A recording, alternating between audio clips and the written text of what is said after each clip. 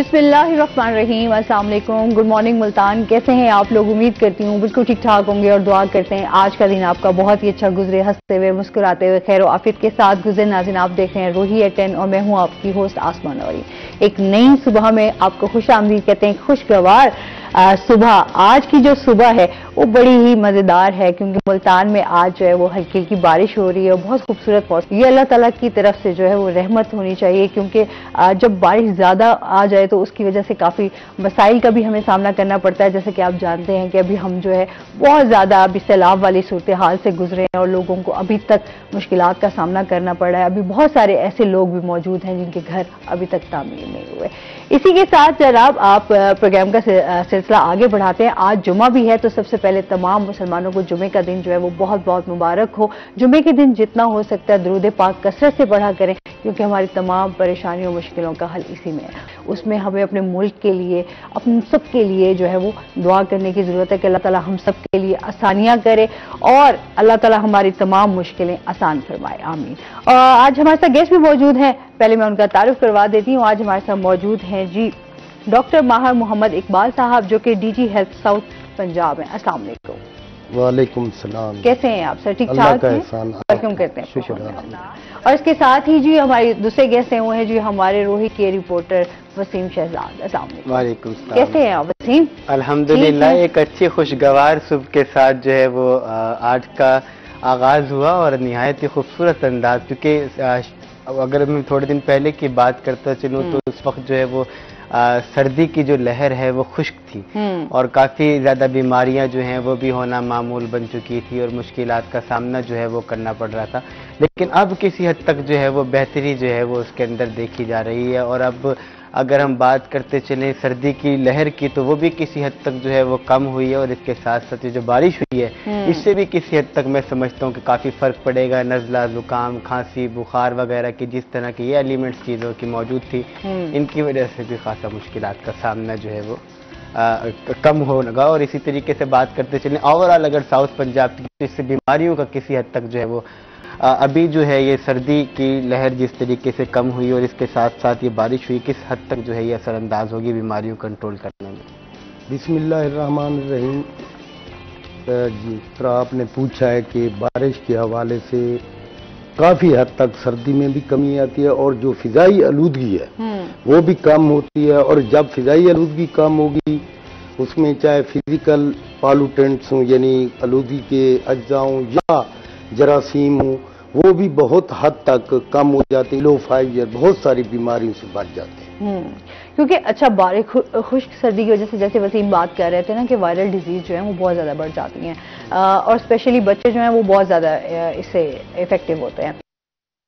जैसे बारिश आ जाती है तो इससे काफी फर्क पड़ जाएगा। एक तो जरा सर्दी में जिस तरह कोहरा पड़ रहा था उसमें भी कमी आ जाएगी और इसके साथ मौसम भी खुशगवार है, लोग इसको एंजॉय भी। आज वैसे भी फ्राइडे, आपको पता है कि फ्राइडे जो है वो मोस्टली लोगों का ऑफ होता है, घर में जो है लोग इसको एंजॉय भी कर रहे होंगे बारिश को। अच्छा, इसके साथ साथ हम आज जो टॉपिक अपने सेलेक्ट किया वो हम माँ और बच्चे की सेहत पर बात करेंगे क्योंकि हम हमेशा देखते हैं कि आज साउथ पंजाब में इसके ऊपर जो है वो कितना काम हो रहा है। डेवलपमेंट के हवाले से भी क्या क्या प्रोजेक्ट चल रहे हैं उस पर बात करेंगे। तो सबसे पहले तो साउथ पंजाब के हवाले से बात कर लेते हैं ना कि हेल्थ के हवाले से क्या क्या काम हो रहा है। बिस्मिल्लाहिर्रहमानिर्रहीम। ये हमारा जो primary and secondary health department है और इसके साथ डीजी हेल्थ का जो अटैच डिपार्टमेंट है ये मुल्तान में यानी साउथ रीजन में 2020 में एस्टेब्लिश हुआ है। और इसमें जो प्रोजेक्ट्स हैं और गवर्नमेंट की खसूसी प्रायोरिटीज़ थी कि इसको माँ और बच्चे की सेहत के हवाले से प्रोजेक्ट्स बनाए जाएं।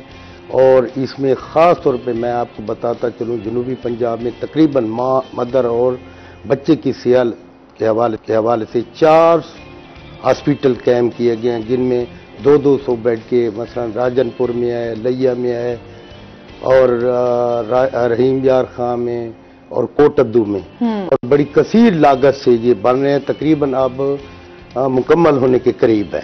सही जी। तो साउथ पंजाब के हवाले से अगर हम बात करें तो इस पर जो जितना बजट दिया गया है क्या समझते हैं काफ़ी है? मैडम, अगर कमिटमेंट हो, मैं समझता हूँ हुकूमतें जो भी आती हैं वो लोगों की बेहतरी के लिए काम करती हैं اور انشاءاللہ میں سمجھتا ہوں وہ تو جتنا بھی بچے اور ماں کی صحت پر یا دوسری بیماریوں کے لیے لگایا جائے کم ہوتا ہے، لیکن اگر ہم صحیح معنی میں ان کو خرچ کریں میں سمجھتا ہوں یہ کافی ساؤتھ پنجاب کے لوگوں کے لیے ایک ایسے ادارے بنیں گے یا بن رہے ہیں جو الٹیمیٹلی ان لوگوں کو اس صحت کے حوالے سے بہت زیادہ فائدہ ہوگا۔ اچھا، جیسے ابھی پولیو مہم بھی جاری ہے، میرے خیال میں آج لاسٹ ڈے ہوگا، تو اس حوالے سے بتائیے گا کہ کیا کیا تیاریاں کی گئیں ٹیمز کے حوالے سے بھی اور اس کے اوپر کتنا کام کیا گیا ہے؟ میڈم ہم نے تقریباً یہ پولیو جو مہم ہے یہ نیشنل لیول کی مہم تھی، اس میں ساؤتھ پنجاب میں جو ہمارے ٹارگٹ چلڈرن تھے وہ تقریباً 72 لاکھ سے اوپر تھے، بلو 5 ایئر، یعنی ان کو ہم نے قطرے پلانے دو، اس کے لیے ہم نے 30,400 ٹیمیں بنائی تھی، اور آج اس کا اختتامی دن ہے، کیچ اپ ڈیز کہتے ہیں، 3 دن پوری پولیو مہم میں ہوتی ہے، اور پھر اس میں جو ہے وہ کیچ اپ ڈیز 2 دن کے ہوتے ہیں، یعنی جمعرات اور جمعہ۔ تو انشاءاللہ ہمارا ساؤتھ پنجاب پہلے بھی ہم نے 100% بچوں کی ویکسینیشن کی ہے، الحمدللہ ہمارے پچھلے 2-3 جو پولیو مہمز ہوئی ہیں اس میں ہمارا کوئی بھی جو تھرڈ پارٹی ایویلویشن ہوتی ہے جس میں WHO کے نمائندے ہوتے ہیں، مختلف سرویز ہوتے ہیں، اس میں ہمارا ساؤتھ پنجاب الحمدللہ primary and secondary health department نے اور DG ہیلتھ ساؤتھ نے مل کر جو کام کیا ہے، اور اس سے ہم نے 100% ٹارگٹ اچیو کیا ہے۔ صحیح، مطلب ساؤتھ پنجاب جو ہے وہ سیف ہے؟ سیف ہے الحمدللہ۔ ابھی آپ کیا سمجھتے ہیں پاکستان میں کتنا خطرہ ہے پولیو کے حوالے سے؟ میں سمجھتا ہوں انشاءاللہ میڈم ابھی تو ہمارے انلکیلی ہمارے 2 ملک ہیں، افغانستان اور پاکستان، جو ابھی پولیو کے کیسز رپورٹ ہو رہے ہیں، خاص طور پہ جو افغانستان کے ملحقہ علاقے ہیں ہمارے ہاں، یعنی وزیرستان ہو گیا، بنو ہو گیا، KP کے کچھ علاقے، وہاں سے الحمدللہ 2020 کے بعد پنجاب میں کوئی کیس رپورٹ نہیں ہوا۔ تو انشاءاللہ اگر ہم کمٹمنٹ کے ساتھ کام کرتے رہیں گے ہم ٹارگٹ اچیو کرنے والے ہیں کہ ہم پولیو فری ہو جائیں گے انشاءاللہ۔ جی بالکل، ہمیں پولیو جیسی خطرناک بیماری سے بالکل نجات پانی ہے۔ بہت زیادہ نا اس میں اس حوالے سے متس بھی جو ہے اگر میں بات کرتا چلوں ہوتی جا رہی ہے نا اس حوالے سے، کیونکہ پولیو کو لے کر لوگ جو ہے وہ سنجیدہ زیادہ بھی نہیں ہوتے، اور لوگوں کا اس حوالے سے یہ بھی گمان ہے کہ شاید پتہ نہیں کیا اگر ہم اپنے بچوں کو پولیو پلائیں گے تو اس سے جس طرح ہمارے کچھ بیک ورڈ ایریاز ہوتے ہیں اس کے اندر متس جو ہیں وہ موجود ہوتی ہیں، نہیں لوگ کتنی ڈیفیکلٹیز کا سامنا کرنا پڑ رہا ہوتا ہے ان علاقوں پہ کام کرتے ہوئے، اور لوگ جو یہ سوچ رہے ہوتے ہیں تو اس حوالے سے کیا کہیں گے؟ جی الحمدللہ ہمارے ساؤتھ پنجاب، حالانکہ یہ اس میں ہلی ایریے بھی ہیں جیسے راجن پور ہے، DG خاں کے کچھ علاقے ہیں، اور دریائی علاقے بھی ہیں ہمارے، یہاں پہ ہمیں مشکلات ضرور ہوتی ہیں، لیکن الحمدللہ ہماری ٹیمیں ہم ہر طریقے سے بورڈز کے ذریعے سے اور دوسرے جو ذرائع آمد و رفت کے ذرائع ان کو استعمال کرتے ہوئے ہماری ٹیمیں ہر جگہ گھر گھر پہنچتی ہیں، اور جو آپ کہہ رہے تھے متس بنے ہوئے ہیں الحمدللہ ہم نے ہیلتھ ایجوکیٹ کیا ہے لوگوں کو، ان کو کونسل کیا ہے ہماری ٹیموں نے، الحمدللہ اب ہمارا ریفیوزل جو ہے وہ نہ ہونے کے برابر ہے۔ صحیح، ہاں جی چلیں جی، ہم تو امید کرتے ہیں کیونکہ ہمارے صحت کے حوالے سے بہت ہی مسائل دیکھنے میں آتے ہیں۔ اچھا وسیم، یہ بتائیں اس ٹائم ہم جنوبی پنجاب کی بات کریں، یہاں پر کافی سارے پروجیکٹ چل رہے تھے، جس میں ہم نشتر کی بات کرتے ہیں، ہمیشہ ہم یہ دیکھتے ہیں کہ یہاں پر جنوبی پنجاب کے حوالے سے ایک نشتر بہت بڑا ہاسپٹل ہے، اور برڈن کی بات کریں تو یہاں پر بہت زیادہ برڈن ہے، مطلب یہاں سے بہت سارے لوگ جو ہیں وہ بلوچستان سے بھی آئے ہوتے ہیں، سندھ سے بھی آئے ہوتے ہیں، بہت دور دراز سے یہاں پر نشتر 2 کی اگر ہم بات کریں تو وہ پروجیکٹ جو ہے وہ کہاں تک پہنچا ہے؟ یہ خطیر رقم ہے جس میں 10 ارب کے قریب جو ہے وہ اماؤنٹ ہے جس سے یہ نشتر 2 کو تیار کیا جا رہا ہے، اور نشتر 2 کا منصوبہ جو لیٹ ہونے کی وجہ ہے وہ میپکو کی جانب سے وہاں پر فیڈر جو ہے وہ نصب نہ ہونا ہے۔ میری سیکرٹری اسپیشلائزڈ ہے غلام صغیر شاہی سے جب اس موضوع پر ملاقات بھی ہوئی، ان سے بات بھی ہوئی، تو ان کا اس حوالے سے یہ کہنا تھا کہ چیزیں ہم مانتے ہیں کہ ڈیلے ہوئی، لیکن اس کی بنیادی وجہ جو ہے وہ وابڈا ہے. اور اسی طرح صرف یہ نشتے 2 یہاں ہی نہیں بلکہ ڈی جی خان اور بہاولپور میں بھی اسی طریقے کا سامنا جو ہے وہ کرنا پڑ رہا ہے. لیکن نشتے 2 کی اب یہ کہا جا رہا ہے کہ کمنگ ڈیز کے اندر مارچ تک جو 2023 کو اس کو جو ہے وہ کمپلیٹ کر لیا جائے گا. کے سی ایس صاحب نے خود اس کی میٹنگ کو چیئر کیا اور سختی سے جو ہے وہ اس حوالے سے, کیونکہ جنوبی پنجاب کے اگر ہم باقی ہسپتالوں کی بات کرتے چلیں جو چھوٹے ہیں ان کے اوپر جو ہے وہ رش بہت زیادہ بڑھ رہا ہے, کیونکہ نشتر صرف ملتان کی کیپیسٹی کو ڈیل نہیں کر رہا, یا اوور آل گرد و نواح میں جتنے بھی علاقے ہیں سب کے مریض جو ہیں وہ یہاں تک پہنچتے ہیں. تو اس کے اندر بیڈز کی تعداد کم ہو چکی ہے, لوگ آپ کو براندوں کے اندر نظر آئیں گے, لوگ آپ کو زمین میں پڑے ہوئے نظر آ رہے ہوں گے, ایک بیڈ کے اوپر 2 مریض نظر آ رہے ہوں گے. اس کا وجہ کیا ہے؟ ایون ریسنٹلی کل میں خود گیا ہوں تو آؤٹ ڈور کے اندر جو ہے وہ ہم ایڈمٹ جو ہے وہ نہیں کرا سکتے مریض کو, کیونکہ وہاں پر اندر جگہ ہی نہیں ہے. اور وہ کہہ رہے کہ سچویشن جو ہے وہ اب اس طرح کی ہو چکی ہے کہ اگر آپ ایک مرض کو جو ہے وہ کم کرنے کی کوشش کریں گے تو مزید دوسرا مرض نہ ساتھ لے کے جا رہے ہو. کیپیسٹی سے بڑھ کر جب چیزیں زیادہ وہاں پر موجود ہو جائیں گی تو وہاں پہ بگاڑ پیدا ہو جائے گا. اس سے بچنے کے لیے نشتے 2 کا جو ہے وہ انتخاب کیا گیا تاکہ گرد و نواح کے جو کیسز ہیں وہ تمام وہاں پر آئیں. اس کے اوپر بھی برڈن کم ہو جائے گا نہ. پھر اس کے بعد میں یہ سمجھتا ہوں کہ کمنگ ڈیز کے اندر اگر وہ منصوبہ 2023 مارچ تک کمپلیٹ ہو جاتا ہے تو پھر ہمیں اس طرح کے کیسز جو ہے وہ دیکھنے میں کم نظر آئیں گے, کہ جو فلو ہے مریضوں کا وہ کم ہو رہا ہوگا, ڈسٹریبیوٹ ہو جائیں گے مریض جو ہے دونوں سائڈ پہ. اسی طریقے سے اگر میں کارڈیولوجی ہاسپٹل کی بات کرتا چلوں تو کارڈیولوجی ہاسپٹل 2019 میں کمپلیٹ ہونا تھا, آج سے 3-4 سال قبل.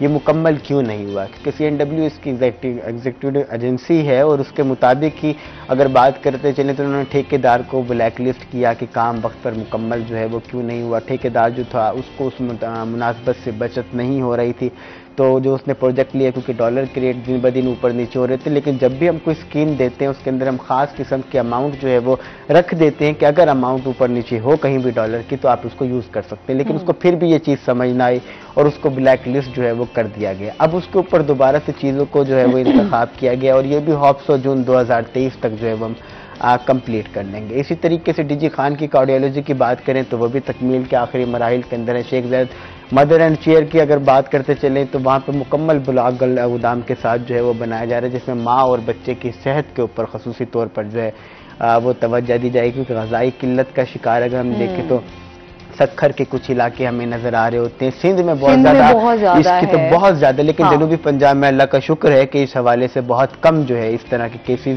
اور چیزیں ہمیں نظر آ رہی ہوتی ہیں. لیکن پھر بھی ہم جنوبی پنجاب سیکریٹریٹ کو اس حوالے سے سنجیدہ دیکھ کر ہمیں خوشی ہوتی ہے کہ we are doing the best about this آل.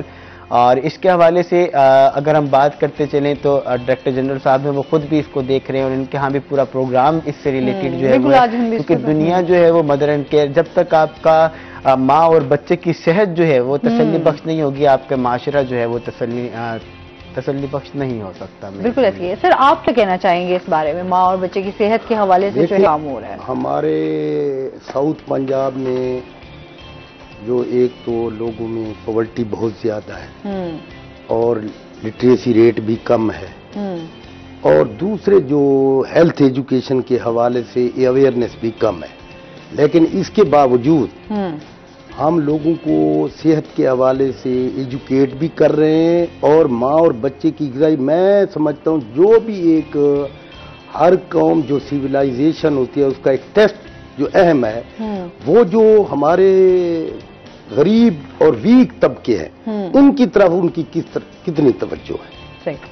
اب اس حوالے سے اگر بات کی جائے تو ماشاءاللہ اب حکومتوں نے مختلف حکومتیں آئی ہیں جو انہوں نے ساؤتھ پنجاب کے حوالے سے سوچا ہے, اور ہم نے آپ دیکھیں کہ ہمارے جو بچے جو ہماری غذائی کمی کا یا سوکڑے پن کا جو مرض ہے وہ بہت زیادہ تھا, یعنی ہماری تقریباً 17% سے اوپر بچے وہ غذائی کمی کا شکار.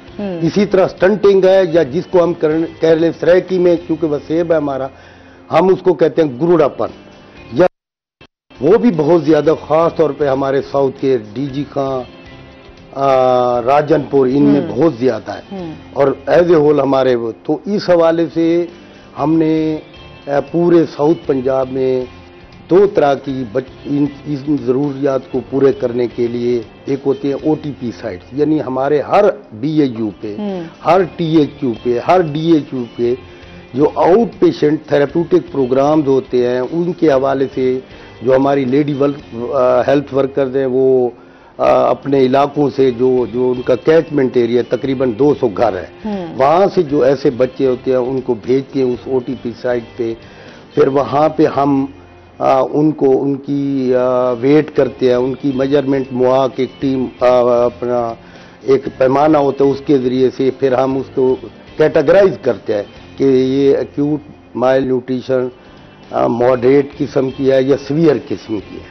तो उसको जो सीवियर किस्म की मेल न्यूट्रिशन होती है और जो पेचीदगियाँ होती हैं उनको फिर हम स्टेबलाइजेशन सेंटर जो कि THQ DHQ और इवन टीचिंग में भी हैं वहाँ भेज के वहाँ पे आलमी मियार की उनको अद्वियात भी मिलती है, ग़िज़ा भी मिलती है। सही। और मैं उससे हमारे बच्चों को 15 दिन तकरीबन हम रखते हैं। अक्सर बच्चे जो बिलो 5 ईयर्स हैं ग़िज़ाई कमी का शिकार, तो माशाल्लाह उनमें से बहुत सारे बच्चे 90% बच्चे उस वक्त इम्प्रूव होके जाते हैं। इसी तरह हम जो OTP साइट है जब बच्चे दरमियानी ग़िज़ाई किल्लत के से वहाँ भी हम उनको मुख्तलिफ विटामिन देते हैं, मुख्तलिफ ग़िज़ाइयाँ देते हैं जो आलमी मियार की होती है, रेडी टू यूज़ होती है, फौरी तौर पर वो माँ को तकलीफ यानी चॉकलेट की सूरत में ऐसी आती है कि माँ को बनाने की तकलीफ भी नहीं होती। सही। और वो इस तरह उनको हमारे पास तकरीबन हमने 600, मैं आपको बताऊं हमारे पास 615 से ज़्यादा हमने OTP साइट्स बनाई हुई हैं। इसी तरह स्टेबलाइजेशन सेंटर हमारे 26 है। सही। और इसी तरह हम एक इसके साथ मैं आपको बताता चलूँ जो एक हमारी अप्रोच होती है मेडिकल के हवाले से KMC कैंगरू मदर केयर, यानी हमने वो भी तकरीबन साउथ पंजाब के 8 अस्पतालों में कैंप कर दिया ताकि एक तो माँ को वहाँ अवेयर हो कि उसको जो ही बच्चा पैदा होगा ख़ास तौर पे लो बर्थ वेट यानी अपने वज़न से कम जो बच्चे होते हैं उनको अपनी जल्द के साथ स्किन टू स्किन कंटेक्ट रहे। सही। और एक तो वो उससे बहुत ज्यादा फायदे होते हैं KMC से कैंगरू मदर अप्रोच से। एक तो बच्चे माँ का जो ब्रेस्ट फीड है वो जल्दी लेने लग जाते हैं, बहुत सारी बीमारियों से बच जाते हैं, उनका टेम्परेचर मेंटेन रहता है, उनकी रेस्पिरेशन मेंटेन रहती है और माँ और बच्चे में बॉन्डिंग पैदा होती है यानी मोहब्बत पैदा होती है। इस तरीके से हम इस प्रोग्राम को इंशाल्लाह आगे भी हम अवेयर भी कर रहे हैं और मेरी आपके प्रोग्राम से माओं को अपील है कि वो ऐसे बच्चे जिनको समझती है वो हमारे बच्चे सोकड़ेपन में जा रहे हैं या उनकी ग्रोथ नशोनुमा सही नहीं रही, तो OTP साइट जो बनाई गई है गवर्नमेंट की तरफ से हर सेंटर पर, मैं समझता हूँ जो हमारा हेल्थ का निज़ाम है यानी BHU प्राइमरी हेल्थ केयर जिसको कहते हैं या RSC, वो हर तकरीबन 2 स्टेप पे है। सही। अब वहाँ अगर लोगों को अवेयर के वहाँ अप्रोच करें, वहाँ से फिर अच्छा ये सारी चीज़ें फ्री ऑफ कास्ट अवेलेबल है। और सबसे बढ़कर मैं मैडम आपको अर्ज करूं कि जो हमारे माएँ हैं, आप देखें ना पहले डिलीवरियां दाई करती थी और जिससे माँ की सेहत को नुकसान होता था, इवन वो उसकी जिंदगी भी खतरे में पड़ जाती, इसी तरह बच्चे की सेहत भी। तो हमने बहुत सारी अब इंस्टीट्यूशनलाइज्ड आप कह लें या इदारों में होती हैं क्योंकि हमने अवेयर कर दिया और फ्री ऑफ कास्ट आपको बताऊं 10-34 एक हमारी एम्बुलेंस होती है। सही। वो फ्री ऑफ कॉस्ट है, माँ बस कॉल करे या उनके घर वाले कॉल करें वो उनको ले जाएगी और छोड़ के भी आएगी। और डिलीवरी भी जो स्किल बर्थ अटेंडेंट हैं जो पढ़े लिखे लोग हैं जिनको इनकी तरबियत है उनके जरिए से होती है। इस तरह से मदर और जो बच्चे की एक तो शरहमात में कमी आती है और उनको जो हम ब्रेस्ट फीडिंग की इसके हवाले से उनको अवेयर करते हैं ताकि वो बच्चे और माँ दोनों की सेहत जो है वो बिल्कुल फायदा भी हो। बिल्कुल, इस पर मजीद भी हम बात करते हैं। नाज़रीन चलते हैं अपने सेगमेंट की तरफ, टुडेज वेदर।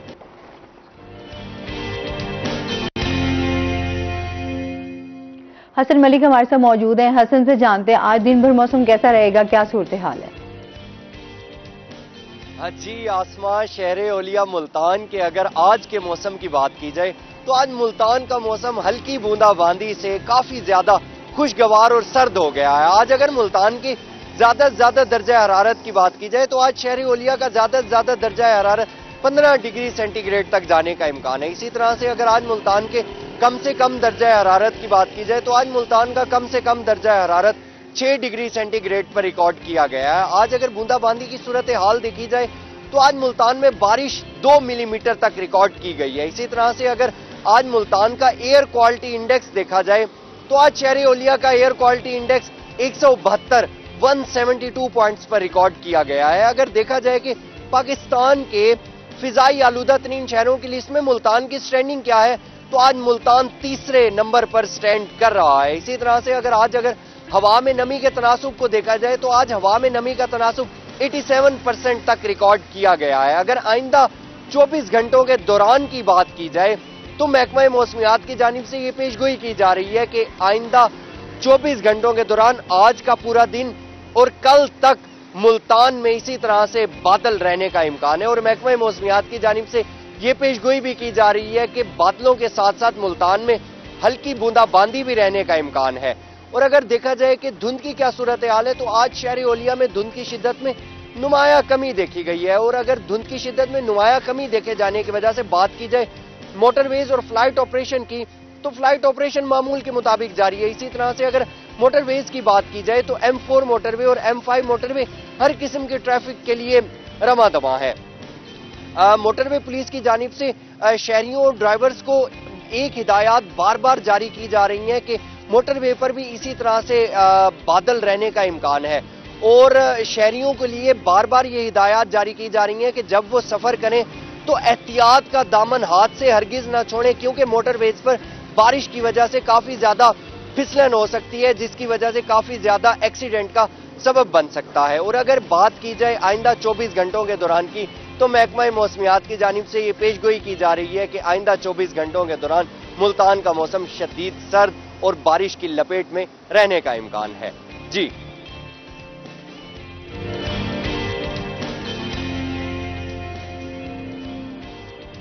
بہت شکریہ حسن ملک آپ کا.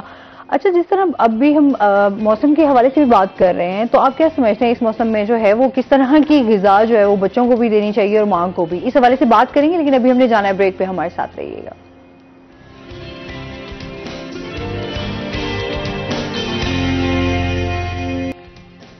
ویلکم بیک ناظرین، روہی ایٹ 10 میں آپ کو خوش آمدید کہتے ہیں. اچھا جی، بات ہو رہی تھی ہماری کہ کیا غذا ہونی چاہیے.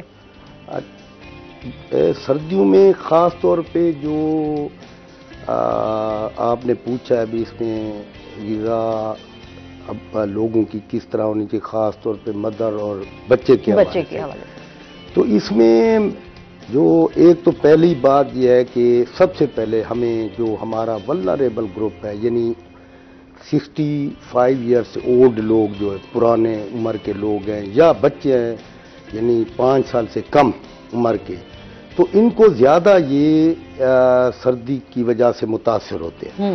مثلا ان کو پھر سردی جو اہم سٹریس ہے اس میں قوت مدافعت بھی کم ہو جاتی ہے، اس کے پھر سردی کے اپنے بھی فزیکل اثرات ہوتے ہیں. مثلا جلدی بیماریاں، چل بلینڈ ہم کہتے ہیں، انگلیاں پاؤں کی ہاتھوں کی پک جاتی ہیں، شدید پین ہوتا ہے.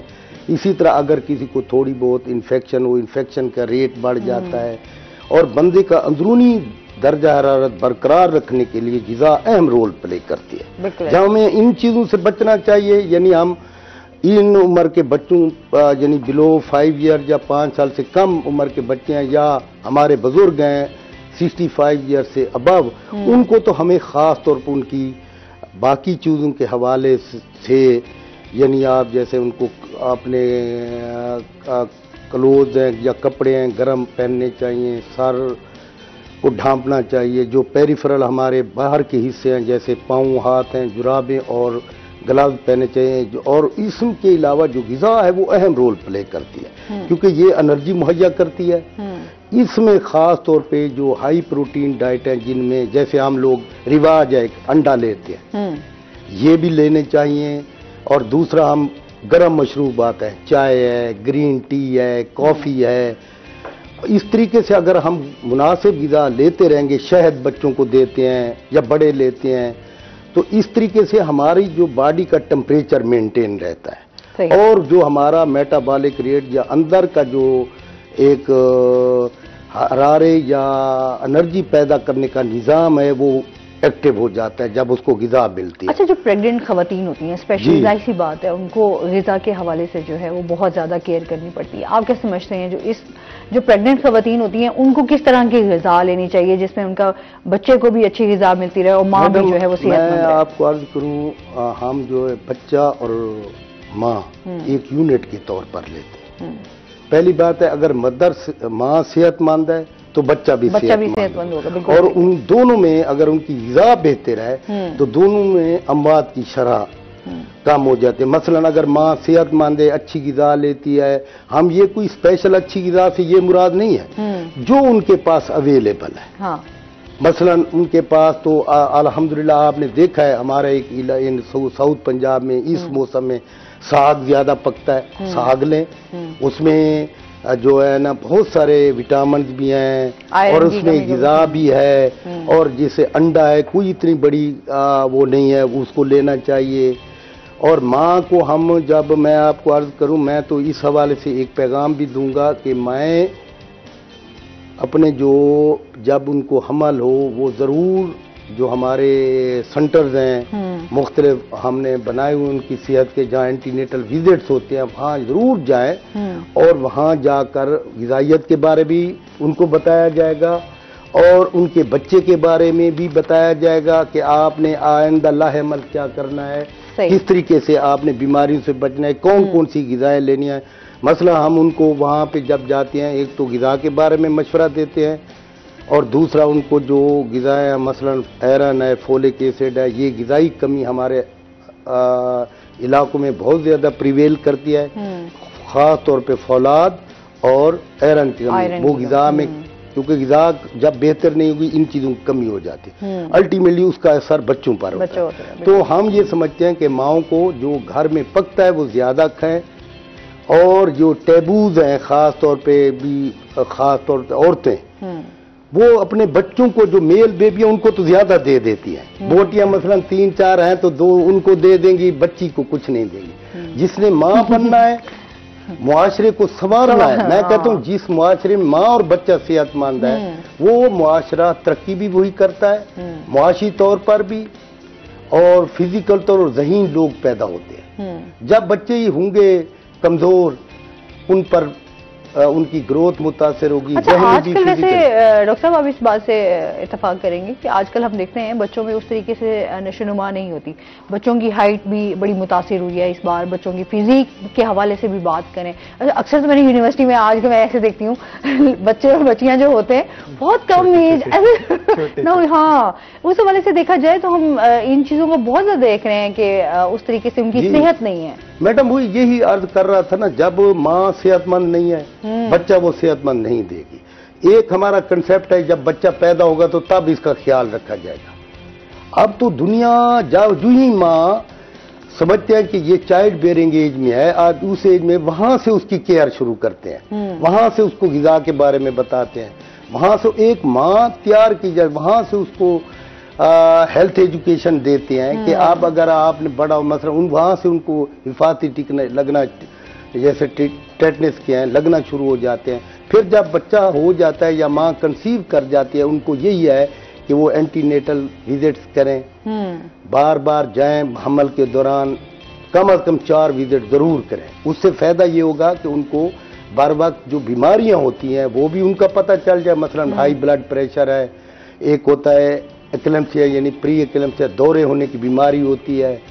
اگر غذا وہ اس میں ہمیں پتہ چل جاتا ہے کہ شوگر یا پروٹین تو نہیں آ رہی ان کے یورین سے، اس کا ٹیسٹ ہو جاتا ہے. بلڈ پریشر کا ٹیسٹ، اور جو متعدی بیماریاں ہیں مثلا ہیپاٹائٹس بی سی ان کے ٹیسٹ ہو جاتے ہیں، خون کی کمی کا ٹیسٹ ہو جاتا ہے، تاکہ ہم بر وقت سنبھل جائیں. جب ماں سنبھل جائے گی، جب ماں کی بہتر کیئر ہوگی، جب ماں کی بہتر غذا ہوگی، اس کا الٹیمیٹلی جو گول ہے ہمارا صحت مند ماں اور صحت مند بچہ. اب یہی وجہ آپ جیسے فرما رہی تھی چھوٹے چھوٹے قد، اس کو ہم سٹنٹنگ کہتے ہیں. جب پہلے 5 سالوں میں جس میں گروتھ اور ڈیولپمنٹ ہو رہی ہوتی ہے، اگر وہاں پہ ہم اس پر متوجہ نہیں ہوں گے، توجہ نہیں دیں گے، اس کی کیئر نہیں کریں گے غذا کے حوالے سے، تو میرا خیال ہے وہ پھر الٹیمیٹلی وہ بڑے ہو کے یہی جس طرح آپ بتا رہے تھے وہ ریفلیکٹ کریں گے سٹنٹنگ کو، میل نیوٹریشن کو. اور اسی طرح میں آپ کو بتا ذہنی گروتھ بھی نہیں ہوتی. تو ہم ساری چیزوں کو اگر بہتر طریقے سے، ہمارا سٹریس ہے کہ ہم بہتر طریقے سے آگے چلیں. اگر ماں کو ہم ہیلتھ ایجوکیٹ کر دیں گے غذا کے بارے میں، بچے کی حفاظتی ٹیکے لگوائیں گے، اور برتھ سپیسنگ، ہر چیز کو ایک ٹائم چاہیے ہوتا ہے. مثلا ماں نے کنسیو کرنا، اب ہمارے ہاں کیا ہوتا ہے، ملٹیپل پریگننسی بار بار ہو کے ابھی ماں سنبھل نہیں ہو رہی ہوتی فزیکلی، دوسرا بچہ ہو جاتا ہے. الٹیمیٹلی وہ کیا ہوگا، اس کی ایک تو خود غذائی کمی کی شکار ہوگی، بچے کی گروتھ رک جائے گی، بچے پری میچور پیدا ہو جائیں گے، یا گروتھ ان کی متاثر بہت زیادہ ہوتی ہے، اس کو ہم کہتے ہیں انٹراجوٹرائن گروتھ ریٹارڈیشن، وہ ہو جائے گی. اسی طرح فزیکلی بھی مینٹلی بھی آپ جب بڑے ہوں گے تو پھر وہ چیزیں ریفلیکٹ ہوتی رہتی ہیں. تو ان چیزوں سے ہمیں بچنے کے لیے بر وقت اقدامات کرنے چاہیے.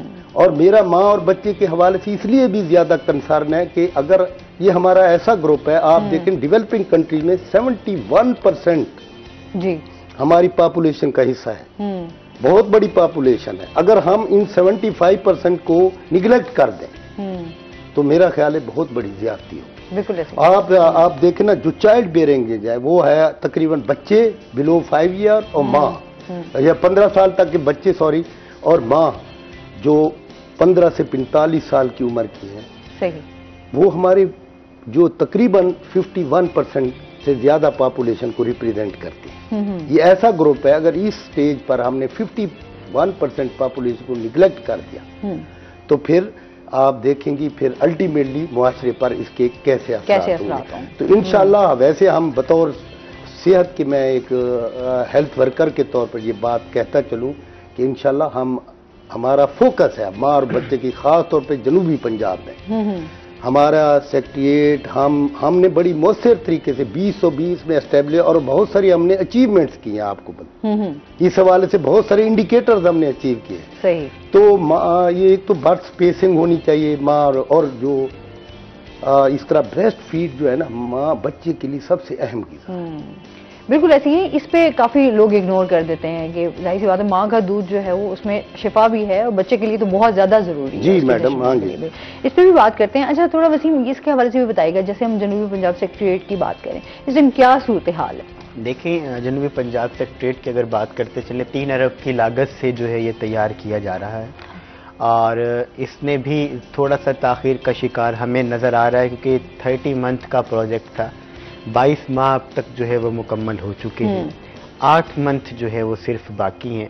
اور اگر ابھی تک میں پروگریس رپورٹ کی بات کروں تو وہ ہمارے پاس 23% ہے.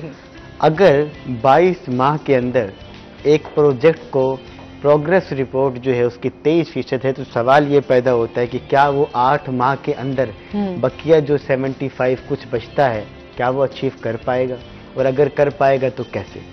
اس حوالے سے ہماری ایس صاحب سے بھی میٹنگ ہوئی کہ دیکھیں جنوبی پنجاب صوبے کا ہم نے بہت زیادہ نام لیا، آوازیں بھی بلند کی، لیکن صوبہ تو نہ بنا، لیکن سیکٹریٹ کو ہم فعال کر رہے ہیں. اور یہ بھی ہمارے لیے اچیومنٹ ہے کہ اگر میں بات کرتا چلوں پوری دنیا میں، تو پاکستان کا پنجاب، جنوبی پنجاب ایک ایسا خطہ ہے جس کے اندر ایک صوبے میں 2 سیکٹریٹ کام کر رہے ہیں. بالکل، اس پہ مزید ہم بات کریں گے. ناظرین ابھی ہم نے جانا بریک پہ، ہمارے ساتھ رہیے گا.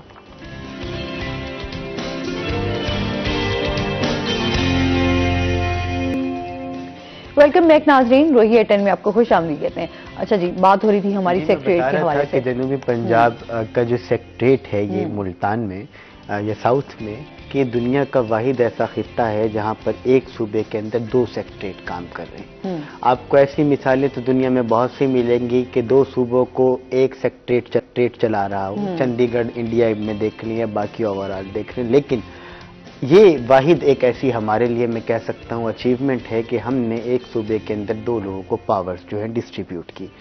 اور اب یہ بھی سوال پیدا ہو گیا کہ پاورز رولز آف بزنس کے تحت ہمیں کتنی دی جائیں گی اور اس کا یوزیج کیسے ہوگا.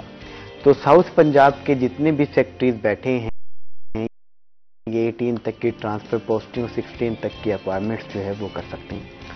اب ڈپارٹمنٹ جو ہے وہ کچھ پرائیویٹ بلڈنگز کے اندر ہیں، کچھ گورنمنٹ کی بلڈنگز میں ہیں، یہ بھی ڈسٹریبیوٹ ہوئے ہیں. ان کے کام کو بہتر طریقے سے فعال کرنے کے لیے ان سب کا ایک جگہ پہ یکجا ہونا بھی ضروری ہے تاکہ کمپٹیشن جو ہے وہ پیدا ہو سکے اور بہتر طریقے سے فعال ہو سکے. आप देखेंगे किसी दफातर के अंदर आपको अफसरान नजर आएंगे, किसी में नजर न आएंगे। तो ये भी जरूरी था कि इन लोगों को तमाम को एक जगह पे इकट्ठा किया जाए ताकि जो है वो बेहतर तरीके से फाइल हो सके। अब कुछ बातें हैं जिनको बेहतर बनाने की जरूरत है, क्योंकि अगर हम लाहौर की बात करें उस सेक्रेटरीट की, तो उसको स्टैब्लिश होते हुए एक खास अरसा हो गया। अब आप कहें कि उस तरह का इतना स्टैब्लिश सेटअप जल्दी से यहाँ बन जाए कि 2020 की तो बात है, 2-2.5 सालों में आप उस तरीके की ना प्रोग्रेस ले सकते हैं ना वो, लेकिन ये अच्छी बात है कि चीजें फाल हो रही हैं। अब इस सब के लिए जरूरी है बिल्डिंग, और बिल्डिंग अभी जो है वो 23% पर खड़ी है। उनका ये कहना है कि जब मेरी ACS साहब से बात हुई कि जब भी हम किसी भी चीज की बेस बनाते हैं, बुनियाद, तो उसमें ज्यादा वक्त लगता है। हमने बुनियादें मजबूत बनाई, इसके अंदर हमारा ज्यादा वक्त लगा। अब जो ऊपर का स्ट्रक्चर रह गया है, जिसको हम ग्रे स्ट्रक्चर कह लें या ओवरऑल कह रहे हैं, वो बहुत जल्दी जल्दी डेवलप होता नजर आएगा।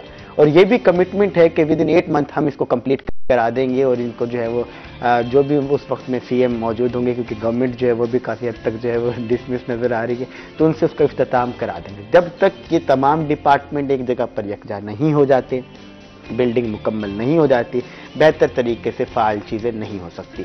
अब इससे भी ज्यादा जरूरी है कि सेक्रेटेरिएट तो हमें मिल गया, अगर हमें सूबा मिल जाए तो हमारे इख्तियारात थोड़े ज्यादा हो जाएंगे। हम अभी भी किसी हद तक भी लाहौर की हम भी वहां आप देखें, बहुत सारी जगह पे भी इस तरह हमने देखा कि यहाँ का सेक्रेटरी अगर कोई डिसीजन लेके किसी को जो है वो डिसमिस करता है या किसी को मुअत्तल करता है, तो वहीं लाहौर से एक ऑर्डर जारी आ जाता है, वो दोबारा उस ओहदे पे फायदा। तो मतलब ये क्या है, फायदा नहीं ना, हमें इस चीज का क्या फायदा हासिल? मैं वही बात कर रहा हूँ, फिर क्या सेक्रेटेरिएट मजाक है ना? आपने रूल्स ऑफ बिजनेस के तहत ये तो पावर उस तरह की नहीं दी, और यहाँ पे उस लेवल तक की पावर्स भी मौजूद नहीं है। पावर्स आपके पास फुली फ्लैश तब आएंगी जब यह मुकम्मल सूबा बनेगा।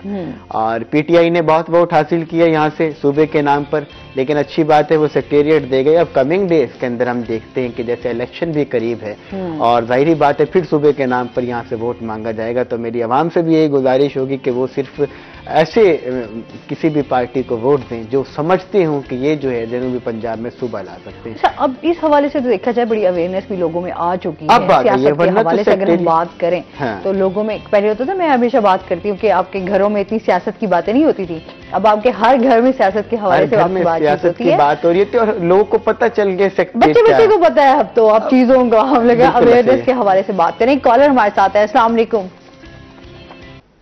जी वालेकुम सलाम, कैसे हैं? जी अल्हम्दुलिल्लाह। अली हैं हमारे साथ, क्या कहना चाहेंगे? जी अली कुरैशी बात कर रहा हूँ लैया से। जी। अच्छा, बड़ी अच्छी डिस्कशन चल रही थी, मैं देख रहा था, और वसीम शहजाद साहब भी बैठे हैं, हम उनको देखते रहते हैं रोजी पर, अक्सर ये सेक्रेटरीज के साथ जो है वो बात करते रहते हैं। मेरा इनसे ये सवाल है कि साउथ पंजाब हमारे जनूबी पंजाब के लिए एक अहम यानी कि एक मुतालबा है, मुतालबा था भी सही, है भी सही, लेकिन वो पॉलिटिकल विक्टिमाइजेशन का शिकार हो जाता है।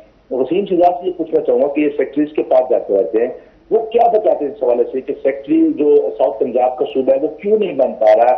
क्या उसका बजट जो है वो उसको दिया जा रहा है? जो अफसरान है वो अफसरान पर वर्क कर रहे हैं? क्या मामला क्या चल रहे हैं? क्योंकि साउथ पंजाब को एक साइड पे लगा दिया गया है, तो उस हवाले से मैं वसीम शहजाद से पूछना चाहूंगा कि क्या करना चाहेंगे?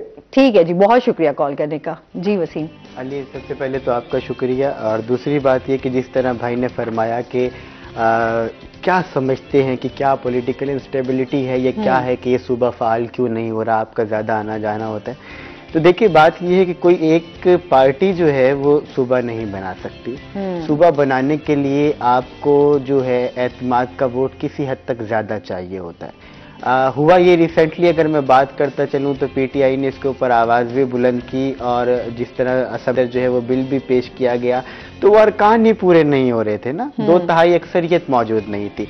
अब जो PTI है वो भी ये मैंडेट लेकर चल रही है कि अगर आप हमें इस तरीके से 2/3 अक्सरियत दे देते हो तो हम आपको सूबा दे देंगे। सूबा बनाना किसी एक पार्टी के बस की बात नहीं है, तमाम पार्टीज को इसको संजीदा होकर जो है वो लेना होगा, और इसके लिए साउथ पंजाब की जो आवाम है उसको सबसे पहले जो है वो संजीदा होना होगा।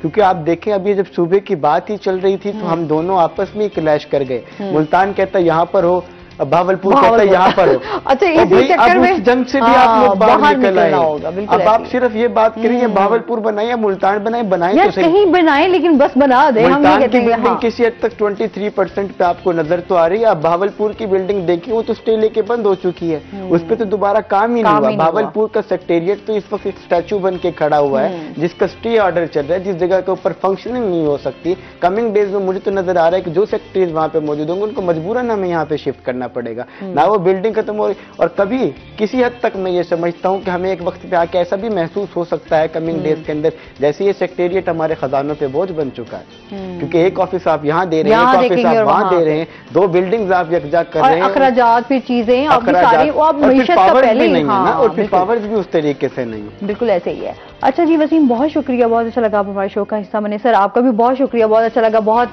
चीजें मालूमात जो हैं वो हमें भी जो है आगाह हुए और तकरीबन हमारे व्यूवर्स तक भी पहुंच गई होंगी। कोई मैसेज देना चाहें? बस मैं आपके जरिए से यही अवाम उन्नास को, खास तौर पे माओं को, कि वो अताइयों और दाइयों से बचे।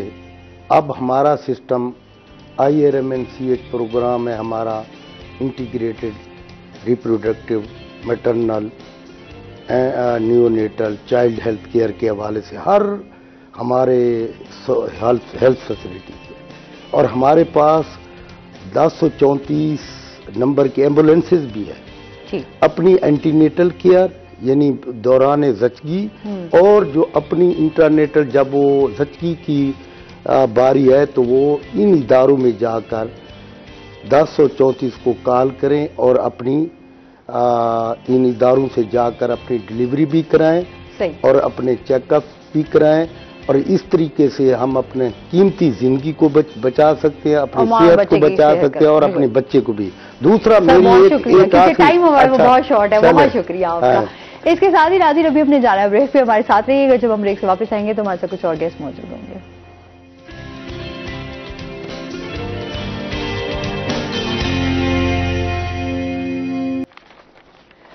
वेलकम बैक नाजरीन, रोही एटन में आपको खुश आमदीद कहते हैं। और ब्रेक के बाद हमारे साथ गेस्ट मौजूद हैं, पहले उनका तारुफ करवा देती हूँ। आज हमारे साथ मौजूद हैं जी अल्लामा डॉक्टर अरशद बलोच साहब, जो कि इस्लामी स्कॉलर हैं। अस्सलाम वालेकुम, कैसे हैं आप? ठीक ठाक हैं? वेलकम करते हैं अपने शो में आपको।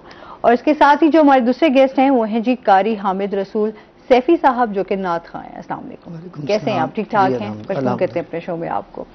अच्छा जी, आज का जो हमारा टॉपिक होगा वो आज हम बात करने जा रहे हैं कर्ज के हवाले से। कर्ज होगा, जिस इस्लाम हमें जो है वो क्या अहकामात देता है, इस हवाले से बात होगी। और साथ ही हम नात रसूल मकबूल सल्लल्लाहु अलैहि वसल्लम भी सुनेंगे। पहले चलते हैं अपने सेगमेंट की तरफ, हेल्थ टिप। अच्छा, आज हम बात करने जा रहे हैं, मीठा किसको नहीं पसंद। मीठा मेरे ख्याल में हर इंसान को जो है वो बहुत ज़्यादा पसंद होता है। और आज हम बात जो करने जा रहे हैं वो गुलाब जामुन पे बात करने जा रहे हैं, जो कि मेरे ख्याल में मिठाई में सबका फेवरेट होता है, और मेरा ऑलमोस्ट तो मेरा बहुत ज़्यादा ही फेवरेट है। अगर हम गुलाब जामुन की थोड़ी हिस्ट्री के हवाले से जान लें कि ये किस तरह बना, कैसे आया, इसकी क्या रेसिपी थी जिसकी वजह से जो है ये आज भी बहुत ज़्यादा मशहूर है और मिठाई में जो है वो बहुत ज़्यादा पसंद किया जाता है।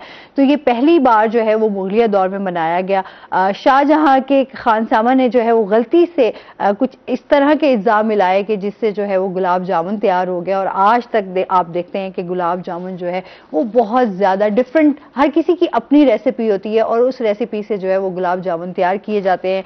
और इसके साथ साथ इसमें मैं थोड़ी सी भी बताऊंगी इसमें क्या चीज़ें ऐड होती हैं। तो स्पेशली गुलाब जामुन में जो है वो मैदा, चीनी, इलायची और अंडों से बनते हैं। और इसके अलावा भी बहुत सारे, आजकल तो आपको पता है कि डिफरेंट जो है हम लोगों के कोर्सेज भी करवाए जा रहे होते हैं खानों के हवाले से। नित नए, वो कहते हैं ना, जिद्दत जैसे आ रही है उसी तरह खानों में भी जो है वो जिद्दत आती जा रही है। नई मसाले वही होते हैं, चीज़ें अज्जा वही होती हैं, लेकिन उनको डिफरेंट वेज में बनाया जाता है ताकि उनको जितना भी है लजीज बनाया जा सके। अच्छा जी, 2019 में जो है वो किए जाने वाले पोल में लोगों ने जो है गुलाब जामुन को सबसे ज़्यादा वोट देकर पाकिस्तान की कौमी मिठाई जो है इसको बना दिया। और आज भी हम देखते हैं तो इसमें गुलाब जामुन के हवाले से इकसाम में जाएं तो तोशे जो हैं, आपको पता है पहले शादियों में तोशे जो है वो अक्सर मीठे के तौर पर बांटे जाते थे, खुशी के उसमें।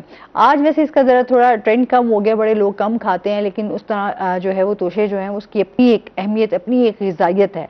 और इसके साथ साथ जो है اگر ہم بات کریں کہ اوورآل ہمارے جو بھی ایونٹس ہوتے ہیں اس میں اسپیشلی ہماری مٹھائیاں جو ہیں وہ بہت زیادہ تقسیم کی جاتی ہیں، تو اس میں گلاب جامن جو ہے وہ سب کا فیوریٹ ہوتا ہے، اور اس میں آج کل تو کھوئے والا بھی جو ہے بنایا جاتا ہے گلاب جامن. اس میں ڈفرینٹ طریقے ہیں، ڈفرینٹ اس کی شیپس ہوتی ہیں جس میں گلاب جامن جو ہے، لیکن اس کی غذائیت ہے. میں ہمیشہ ایک بات کرتی ہوں کہ آپ اگر زیادہ میٹھے کا استعمال کریں گے تو وہ آپ کی صحت کے لیے بھی نقصان دہ ہے، اس لیے اپنی صحت کا بھی خیال رکھنا ہے. میٹھا کھائیں لیکن اتنا زیادہ نہ کھائیں جس سے آپ کی صحت جو ہے وہ خراب ہو. یہ ہو گئی ہماری ہیلتھ ٹپ. اچھا جی، واپس کی طرف آتے ہیں. سب سے پہلے تو قرض کے حوالے سے بات کر لیتے ہیں نا کہ قرض کیا ہے. جی بسم اللہ الرحمن الرحیم. اسلام کیونکہ ایک معاشرتی دین ہے اور اسلام کے جتنے بھی احکامات ہیں وہ پورے معاشرے کی بہتری کے لیے اور پورے معاشرے کو ساتھ چلانے کے لیے ہے. جی. اسی حوالے سے قرض بھی ایک خوش آئند عمل ہے کہ اگر کوئی مسلمان دوسرے مسلمان کی کسی مشکل میں اس کی مالی معاونت کرتا ہے اس بنا پر کہ اسے وہ واپس لوٹائے گا تو اسے قرض کہا جاتا ہے. اور اس کی بہت ساری اقسام ہیں اور قرآن مجید فرقان حمید نے بھی اس کا ذکر سورہ بقرہ کی 245 غالباً آیت میں فرمایا کہ جو بندہ یعنی اس سے مراد یہ لی گئی کہ جو بندہ قرض حسنہ دیتا ہے، کسی کو آسان اس کی معاونت کرتا ہے تو اس پر بہت زیادہ اس کو اجر دیا جائے گا، اس کے مال میں برکت پیدا کر دی جائے گی، کیونکہ اللہ تبارک و تعالیٰ کی ذات ہی ہے جو نفع اور نقصان کی مالک ہے. تو اس حوالے سے اس کی اہمیت کو قرآن مجید فرقان حمید نے بھی بیان کیا اور احادیث مبارکہ میں بھی اس کا ذکر ہے. اور اگر اس پہلو سے دیکھا جائے کہ قرض لینا عام طور پر اسے اچھا نہیں سمجھا جاتا، لیکن بلا وجہ قرض لینا اچھا نہیں ہے. ضرورت کے تحت اگر قرض لیا جائے تو یہ سنت رسول ہے، کیونکہ نبی پاک صلی اللہ علیہ وآلہ وسلم نے بھی ایک یہودی سے قرض لیا تھا اور بعد میں آقا دو جہاں صلی اللہ علیہ وسلم نے اپنی زرع فروخت کر کے اس کا وہ قرض واپس لوٹا بھی دیا تھا. تو قرآن و سنت کی روشنی میں اگر ضرورت کے تحت کوئی بندہ کسی دوسرے سے کچھ مالی معاونت لیتا ہے تو اس کو قرض کہتے ہیں اور اسلام نے اس کی بالکل اجازت دی ہے اور یہ مباح عمل ہے، اس میں کوئی قباحت نہیں ہے. لیکن شرط یہی ہے کہ اگر اس نے لیا ہے تو اسے واپس لوٹایا جائے. بلا وجہ بلا ضرورت کچھ لوگوں کی جیسے عادت بن جاتی ہے کہ وہ لوگوں سے لیتے رہتے، وہ اس کی سختی سے ممانعت ہے، اس کی ہرگز اجازت نہیں ہے. اگر ضرورت کے تحت انسان کسی سے مالی معاونت لیتا ہے اس شرط پر کہ اسے واپس لوٹا دے گا تو اس میں کوئی حرج نہیں ہے، کوئی صحیح. اچھا، آپ قرض کے حوالے سے ٹائپس بھی آ جاتی ہیں، اس کی اقسام بھی ہوتی ہیں، اس کے حوالے سے بھی ہمیں بتائیے گا. عمومی طور پر ہمارے معاشرے میں جو سود کی ایک جو ہے وہ لہر دوڑ رہی ہے اسے بھی قرض سمجھ کے ہی پھیلایا جا رہا ہے. اگر کوئی بندہ کسی سے مالی معاونت لیتا ہے پیسوں کی صورت میں، نقد کی صورت میں، اگر وہ اسے نقد کی صورت میں بڑھا کر لوٹائے گا یا یہ شرط رکھی جاتی ہے کہ میں تمہیں اگر 1,00,000 روپے دے رہا ہوں تو تم مجھے 1 سال میں 1,20,000 واپس کرو گے تو یہ سود کی قسم ہو جاتی ہے، یہ پھر قرض نہیں رہتا. قرض یہی ہے کہ جس کو جس طرح دیا ہے اس کی ادائیگی میں جتنا بھی عرصہ لگے، جس طرح اس کو آسانی ہو، یا جو شرط رکھی جائے کہ اس دورانیے میں واپس لوٹانا ہے تو اتنی ہی رقم اگر واپس لوٹے گی تو یہ قرض ہے.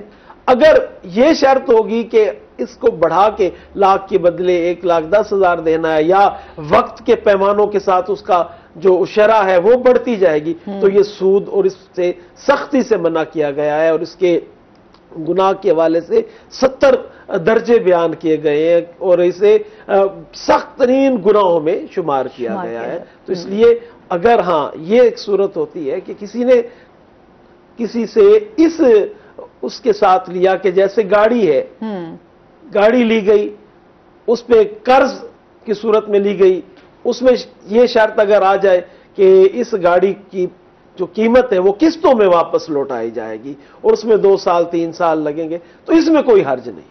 ٹھیک ہے، اس میں کوئی حرج نہیں ہے. اگر مطلب جنس کے پیسوں کے بدلے میں کوئی جنس لی ہے تو اس میں اگر اس کی واپسی میں کچھ بڑھا کر دیا جاتا ہے تو اس میں کوئی حرج نہیں، کیونکہ جنس کی قیمت ویسے بھی تو بڑھ جانی ہے نا. صحیح. تو پیسوں کے بدلے، نقد کے بدلے نقد اتنا ہی واپس ہو جتنا دیا ہے، تو یہ جائز اور آسان طریقہ ہے. اگر اس میں بڑھا کر لیا جائے گا تو یہ سود میں شمار ہوگا. اگر اس کے بدلے کوئی جنس لی ہے، کوئی مال تجارت لیا ہے، کوئی کسی قسم کی کوئی پراپرٹی لی ہے، تو اس میں اگر واپسی میں اس کی قیمت بڑھا کر لی جاتی ہے تو یہ پھر جائز طریقہ ہے. ٹھیک ہے.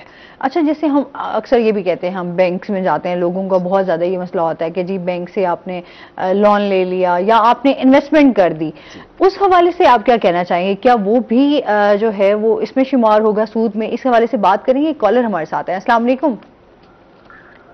وعلیکم السلام جی، کیا کہنا چاہیں گے؟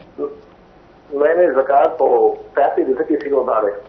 ٹھیک ہے. 2 سال ہو گئے کسی کو پیسے دے ادھارے. ایک سال میں نے زکوٰۃ دی ان پیسے کی نا، جس کو دیے پیسے میرے پاس نہیں تھے پیسے وہ. اب اور دوسرا سال ہو گیا، اب بھی میں زکوٰۃ دوں یا کیا کروں؟ آپ کہہ رہے ہیں زکوٰۃ؟ جی ہاں بالکل، میں سمجھ گیا. سمجھ گئے آپ کوشچن. ٹھیک ہے. کسی کو دیا 2 لاکھ دیا ادھارا. ٹھیک ہے. تو ایک سال بعد انہوں نے پیسے مجھے نہیں دیے، پھر میں نے نا زکوٰۃ دے دی جو بندی تھی نا، ان پیسوں کی بھی زکوٰۃ دے دی. ٹھیک ہے. 2 لاکھ پر زکوٰۃ بندی تھی نا، وہ میں نے ادا کر دی. صحیح. اب دوسرا سال ہو گیا، ابھی بھی انہوں نے پیسے نہیں دیے. ابھی میں دوں یا رہنے دوں؟ جی زکوٰۃ تو آپ پر بنے گی، جو آپ نے ادھار دیا ہوا ہے اس پر زکوٰۃ بنتی ہے، لیکن اس میں آپ کو یہ سہولت ہے کہ جب وہ پیسے واپس آپ کے پاس واپس آئیں، دینے والا پیسے آپ کے لوٹا دیتا ہے، اس وقت آپ دیکھ لیں کہ 1 سال گزرا ہے، 2 سال گزرے ہیں، 3 سال گزرے، اس کی پھر جو زکوٰۃ بنتی ہے آپ بعد میں بھی دے سکتے ہیں جب وہ پیسے آپ کو واپس لوٹا دے. اس میں یہ سہولت موجود ہے. بہرحال وہ مال آپ کا ہے، آپ نے کسی کو قرض دیا ہوا ہے تو مال وہ آپ کا ہی ہے، اس پر جو زکوٰۃ ہے وہ دینا پڑے گی. ٹھیک ہے جی، بہت شکریہ کال کرنے کا.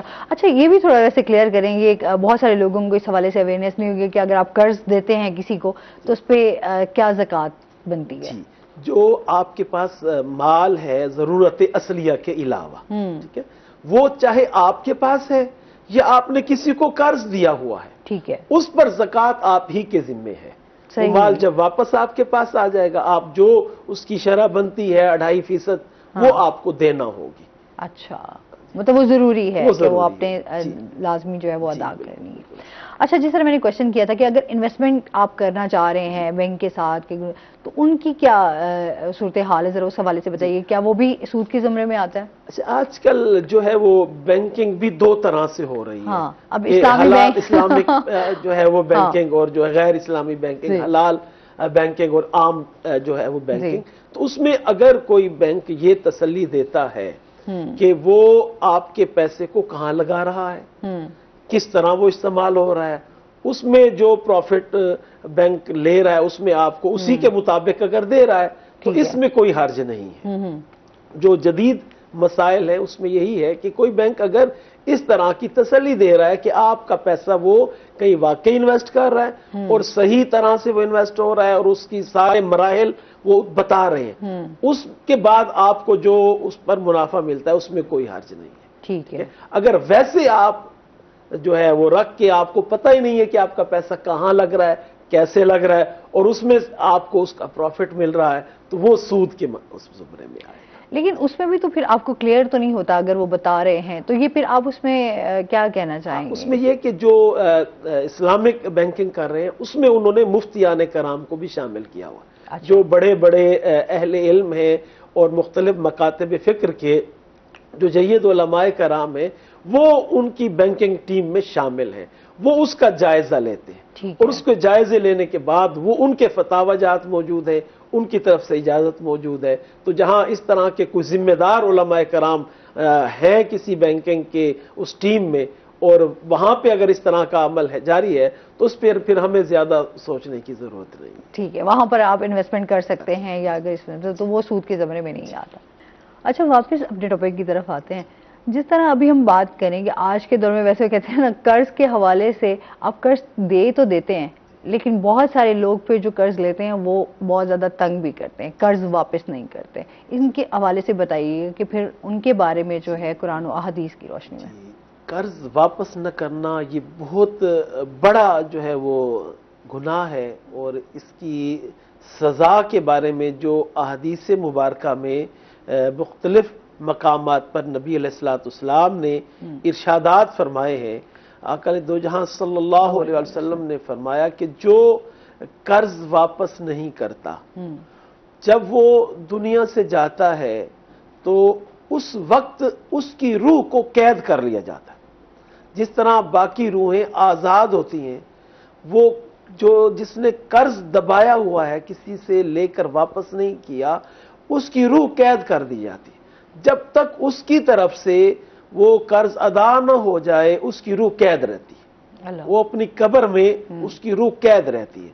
اور اسی طرح نبی علیہ الصلوۃ والسلام نے فرمایا کہ جو قرض لے کر واپس نہیں کرتا، اس کے بارے میں چاہے وہ جتنا نیک ہے، وہ عبادت گزار ہے، وہ مومن ہے، وہ اس کے تمام باقی فرائض بالکل درست ہیں، اس کا فیصلہ جو ہے وہ مؤخر کر دیا جاتا ہے. اس کو قید کر کے اس کے بارے میں جو بھی فیصلہ مؤخر کر دیا جاتا ہے، جب تک اس کے ورثاء وہ قرض ادا نہ کریں اس کے بارے میں فیصلہ نہیں کیا جاتا. اس کی نیکیوں کے باوجود، اس کے اعمال کے باوجود، اس کے تمام فرائض پورے ہونے کے باوجود.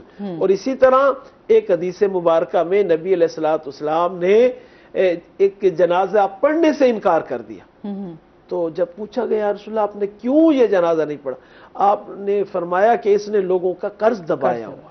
یعنی اب یہ ہم دیکھیں کہ رحمت للعالمین ہے نبی علیہ السلام، جو حشرات الارض پر بھی رحم کرنے والے ہیں، جو اپنی امت کے لیے ہر وقت دعا مانگنے والے ہیں، جنہوں نے ہر امت کے لیے رحمت مانگی ہے، امت کے لیے کرم مانگا ہے. لیکن جس بندے نے قرض دبایا ہوا ہے نا، اس پر نبی علیہ السلام کا غصہ بھی دیکھے، آپ نے فرمایا میں اس کا جنازہ نہیں پڑھوں گا. بالکل، اس پہ مزید بھی ہم بات کریں گے. ناظرین ابھی ہم نے جانا ہے بریک پہ، ہمارے ساتھ رہیے گا.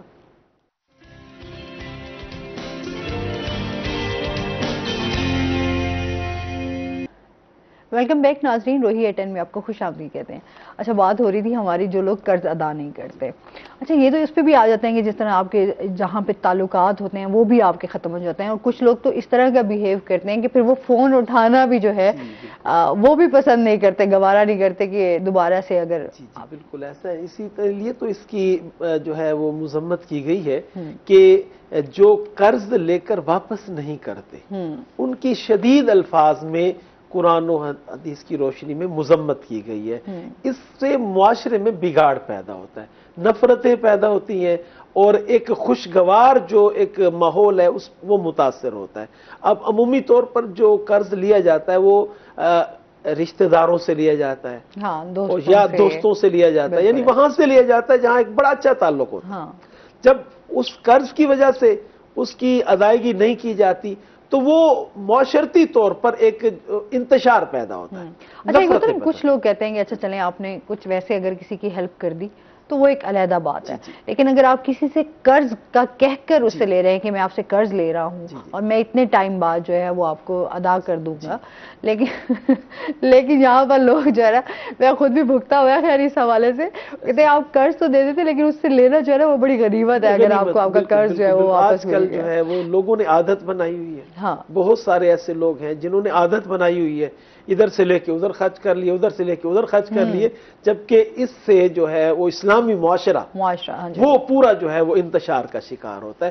اس سے پھر صرف دو فرد نہیں، پھر دو گھر، پھر دو برادریاں، اس طرح وہ انتشار بڑھتے بڑھتے وہ ایک فساد تک پہنچتا ہے. پھر اس کا نتیجہ یہ نکلتا ہے کہ جب فساد بڑھتا ہے تو اس پہ پھر جو ذمہ دار ہیں وہ مختلف طریقوں سے اس نفرت کا اظہار کرتے ہیں، اور مزید جو ہے وہ دشواریاں پیدا ہوتے ہیں، زندگی کے مسائل پیدا ہوتے ہیں. اس لیے اگر قرض واپس نہیں کر سکتے تو اس سے جس سے قرض لیا اس سے آپ معذرت کر لیں.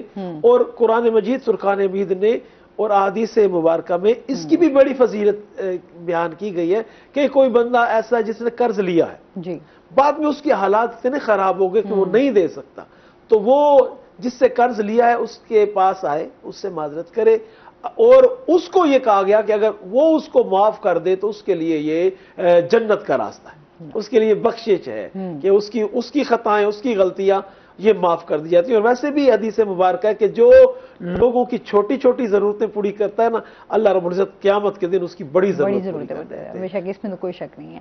اچھا، جس طرح ابھی ہم قرض کی بات کر رہے ہیں، اس میں کیا شرائط ہونی چاہیے اگر قرض لینے والے بھی اور قرض جو ادا کرے وہ؟ اس میں جو قرآن و احادیث کی روشنی میں بات سامنے ملتی ہے، ایک تو بغیر گواہوں کے لین دین نہیں کرنا چاہیے. دوسرا، تحریر کے بغیر. اس پہ تو قرآن مجید فرقان حمید نے واضح طور پہ کہا کہ جب بھی لین دین کا کوئی معاملہ ہو، وہ ادھار کی صورت میں ہو، کسی کاروبار کی صورت میں ہو، کسی اشتراک کی صورت میں ہو، تو قرآن و حدیث نے واضح طور پہ اس کو بیان کیا ہے کہ اس میں اسے باقاعدہ تحریر کیا جائے اور اس میں 2 گواہ لازمی موجود ہو. یہ بھی ہمارے معاشرے کا ایک المیہ ہے. ہم عام طور پر دوستوں کو، قریبی لوگوں کو جو قرض دیتے ہیں نا، بس وہ چپ کر کے دے دیتے ہیں. وہ یہی ہوتا ہے نا کہ اچھا چلیں، آپ کسی کو پتہ نہ چلے، کسی کو پتہ نہ چلے، جبکہ یہ شریعت کے تقاضوں کے خلاف ہے. اگر ہم اسے شرعی تقاضوں کے مطابق کریں، 2 گواہ بٹھائیں، صحیح، اس کو تحریر میں لائیں، تو میرا خیال ہے اس شریعت کی بات پر پابندی کرنے سے بہت سارے مسائل ویسے پیدا ہی نہیں ہوں گے. بالکل ایسے ہی ہے. ہمارے معاشرے کا الویہ یہ ہے. ہم اکثر وہاں پہ نقصان اٹھاتے ہیں جہاں ہم شریعت کو چھوڑتے ہیں، قرآن حدیث کے احکامات کو چھوڑتے ہیں. اگر ہم قرآن و حدیث کے احکامات پر عمل پیرا ہونے لگ جائیں تو اس طرح کے معاملات بہت کم ہو جائیں، ویسے ہی کم ہو جائیں. تو اکثر ہم کہتے ہیں ہم کہ بہت زیادہ مسائل ہیں، ہماری پریشانیاں ہیں، تو اس میں ہم بہت ساری چیزوں کو کچھ دوری بھی ہے اسلام بھی ہے. جی بالکل بالکل، بہت ساری چیزوں میں ہمارے مسائل صرف اسلام سے دوری کی وجہ سے. اسلام نے اس کا ایک اچھا طریقہ بتایا ہو، ہم وہ اچھے طریقوں کو اپناتے نہیں ہیں، اسے کسی اپنے ذاتی خواہش کے مطابق طریقے سے اس کام کو کرتے ہیں. اگر اسے ہم شریعت کے مطابق کریں، ثواب بھی ہوگا، اس کا ہمیں اجر بھی ملے گا اور اس کا نقصان بھی نہیں ہوگا. جب ہم شریعت کو چھوڑتے ہیں، اجر و ثواب بھی ضائع کر دیا، نقصان بھی ہو گیا. تو شریعت نے ہر پہلو میں 2 فائدے رکھے، ایک دنیاوی فائدہ بھی ہے، ایک اخروی فائدہ بھی ہے. اچھا، جس طرح بھی یہ تو ہو گئی شرائط کہ آپ نے قرض کس طرح دینا ہے، اور جس نے قرض لوٹانا ہے اس کے لیے کیا؟ جس نے قرض لوٹانا ہے وہ اپنے وعدے کی پابندی کرے. اگر اس نے وعدہ کیا کہ میں نے 1 سال میں، 1 مہینے میں، 1 ہفتے میں واپس دینا، تو اس کی پابندی کرے. اگر وہ وقت پورا ہو گیا ہے اور اس میں وہ اس بات کو پورا نہیں کر سکا تو پھر وہ مہلت لے. ٹھیک، اس کے لیے مہلت، یہ نہیں کہ پھر فون نہ اٹھائے، پھر وہ گھر پہ آئے تو گھر پہ نہیں ہے، پھر وہ غائب ہو جائے. کئی لوگ ایسے بھی دیکھیں بہت زیادہ قرضے لے کے پھر شہر چھوڑ جاتے ہیں. یہ بھی ایسے بہت سارے لوگ ہیں. تو ایسا کیسے ہو سکتا ہے کہ ہم ایک شرعی معاہدے کو توڑ کر ہم یہ سمجھیں ہم کسی اور شہر میں جا کر وہاں ہم خوشحالی سے زندگی گزار سکیں گے؟ اسلام کی حدوں کو توڑ کر کوئی بھی خوشحالی کی زندگی نہیں گزار سکتا. وہ بظاہر تو سمجھے گا کہ میری جان چھوٹ گئی، لیکن وہ بظاہر اس کے لیے چند دن ہے.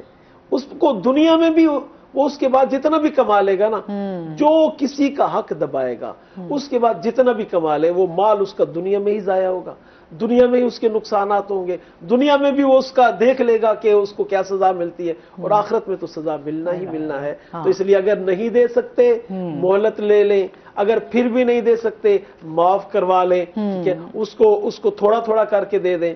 تو لیکن یہ کہ قرض دینا، قرض ادا کریں. بالکل. ایک کالر بھی ہمارے ساتھ ہیں. السلام علیکم. جی وعلیکم السلام. فلک شیر ہیں ہمارے ساتھ، کیا کہنا چاہیں گے؟ جی میں بات یہ کرنا چاہتا ہوں کہ ایک قرضہ دینا انسان فوت ہو جاتا ہے، اس کا ہم نے قرضہ لیا ہوا، فوت ہو جاتا ہے، اس کا قرضہ اس کے ورثہ کو ہم ادا کر دیں، اس کے بعد یہ معاملہ باقی رہ جاتا ہے یا نہیں ہوتا، یہ ختم ہو جائے گا؟ ٹھیک ہے، بہت شکریہ کال کرنے کا. جی آپ نے بہت اہم سوال پوچھا فلک شیر بھائی. بات یہ ہے کہ اس کے جو حقیقی ورثاء ہیں، اگر آپ ان تک اسے لوٹا دیں تو آپ کے ذمے سے وہ قرضہ ادا ہو جائے گا. اگر کسی سے قرضہ لیا ہے اور وہ بندہ فوت ہو گیا، اس کے جو حقیقی ورثاء ہیں یا اس کی وراثت جس طرح چلی ہے اسی اصول کے مطابق آپ وہ قرضہ لوٹا دیں. اس کی اولاد کو، اس کے اگر والدین ہیں، اس کے بھائی ہیں، اگر آپ وہ لوٹا دیں گے تو آپ بری و ذمہ ہو جائیں گے، آپ پر انشاءاللہ اس کا کوئی وبال نہیں آئے گا. اگر مثال کے طور پہ کوئی ایسا بندہ فوت ہو گیا کہ جس کا وارث ہی کوئی نہیں، کہ آپ نے قرضہ لیا ہوا تھا، وہ فوت ہو گیا، نہ اس کا بھائی ہے نہ اس کی اولاد ہے، کوئی آپ کو ایسا نہیں نظر آ رہا کہ جسے آپ جو ہے وہ لوٹائیں، اور آپ کی تلاش اور جستجو کے بعد بھی کوئی اس کا آپ کو وارث نہیں ملا تو پھر آپ اس کی طرف سے وہ کوئی صدقہ جاریہ کر سکتے ہیں. صحیح، یہ اس طریقے سے حق ادا ہو سکتا ہے. ٹھیک ہے سر، مزید بھی آپ سے جانیں گے. نعت رسول مقبول صلی اللہ علیہ وآلہ وسلم سنتے ہیں.